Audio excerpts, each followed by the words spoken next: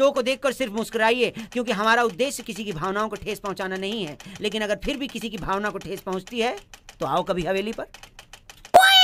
मेरा आप सभी से निवेदन है कि कृपया सीधे और सरल इंसान बनिए, स्मार्ट नहीं, क्योंकि हमें भगवान ने बनाया है, सैमसंग कंपनी वालों ने नहीं।